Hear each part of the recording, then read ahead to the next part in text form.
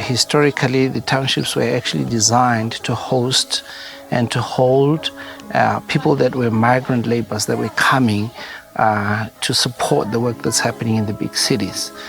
The townships have remained the captive areas where communities are less improved, less resourced, which is a breeding ground for all the social ills, violence, abject levels of poverty, high percentage of unemployment, and therefore the youth that we find, from the children to the youth, come from socially unbalanced families. Some of the reasons owing to that can be the HIV and AIDS onset and having a lot of parents pass away.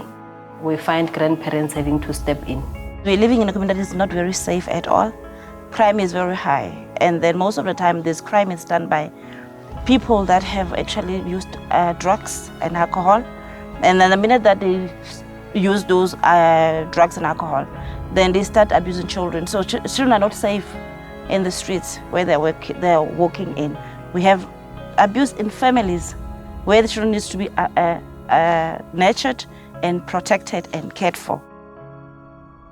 Well, Christ Memorial has been working with this community for 11 years already in the issues of child protection, child needs.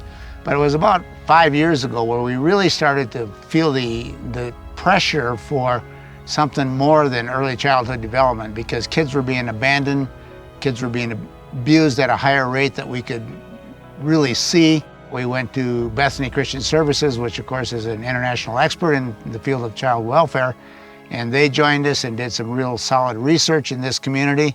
We engaged the community, and the answer was it was a lot worse than we thought it was. And so Bethany came in and really helped put the bones on a foster care, kinship care, foster to adopt type program to help move kids out of orphanages and into families. God had designed a family for children to be nurtured and loved and raised in that setup, not in an institution, not somewhere, So we had to really find a way to get the children to grow up in a setup that God had designed for them. Because now, instead of me having a parent who can see that my tears have dried up and having somebody to ask me to say, what happened? And you say, nothing, Mom, but she says, but I can see you were crying. At an institution that might not be the case, because 5 kids or 10 kids are fetched by the school bus, and all of them come rushing into the institution at the same time. So you don't really get to have that one-on-one personal contact or that attention with the child as you would have if it was in a home setup. Setsabelo is the first Black CPO, child protection organization in South Africa. This is where the clients for adoption come, the clients for foster care come. This is where the crisis cases are reported, and this is where the family preservation services are rendered. So we help Setsabelo with mostly the clinical piece. We help them with the processes and the procedures that need to go into doing social services right. Sometimes it's marriage counseling. Sometimes you find that it's 2 families that are at loggerheads, and the counselor needs to sit down with them and make sure that certain things are sorted out. Sometimes if it's biological parents who are not married, and issues of custody and access to the child are coming up forth. A child and youth care center like Setsabelo, we shorten it to say CYCC, is basically a place where a child is placed when that child is in a state of crisis. We're talking about a child who, when you speak or when you hear of the circumstances, you're not sure that this child will be alive tomorrow. We are keeping these children so that they can get health, they can get good education, that they can get good religion. That child must be there for as short a time as possible. We don't want them living there for a long time. So we try our level best to make sure that for cases that can be resolved, children are taken back to their families. For cases that can't be resolved, families are identified for children. Children belong in families. God has designed family for children, not the other way around. And I mean, them being there is really not a solution, at least not for children.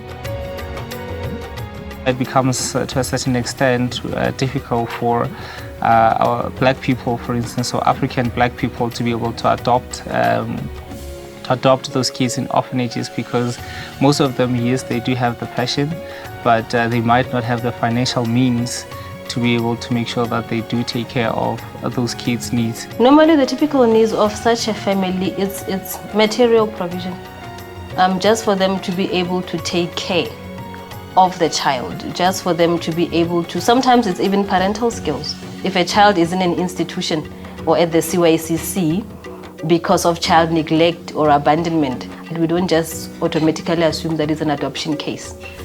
We try first to see what happened. Is it something that can be fixed? And if really the parent is cooperative and we see that we've empowered them enough, then we look into the possibility of reunification back with the parent rather than just treating it as it comes. We are ministering. And for us to do that, we need to get people that are already into the business. And that was the church. The church must just see that they actually have the power to transform the community. You must be generous towards the needy and be accommodative towards the needy. This is what I teach them, that they have to do things practically, not necessarily preach and say, God bless you, but they need to be there helping them with hands. It is the body of Christ reaching across the Atlantic Ocean and partnering with churches in a local community, showing that the body of Christ truly is universal. It is very important for Setabelo to partner with Bethany and RCA. Bethany has really been a very critical partner, working with us through the clinical issues. So them coming with the resources to capacitate us on how we should do it in a way that does not hurt children, does not hurt the families, but does not hurt the community.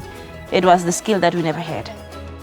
What's really great about the partnership with CMC and the RCA is that the RCA can come in and help with that church empowerment piece. We can focus on the clinical piece, we can focus on the foster care, the trauma assessments, and on getting kids safe and healthy. And then together, in partnership with Setabelo, we provide this great umbrella, this holistic answer for kids.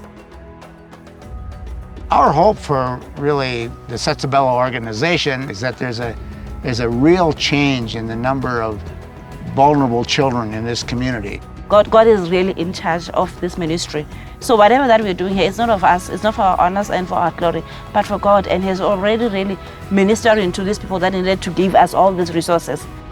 To have people being able to adopt the children in their own communities and care for them, it's so powerful, because that's what transforms communities. That they know that they have a response, that they could actually help. My hope is that families will start seeing children in need of care as their business. That they start seeing that these kids need the same affection and love and attention that their own children need. If we don't get it right with these children in need of care, I don't think we have a country.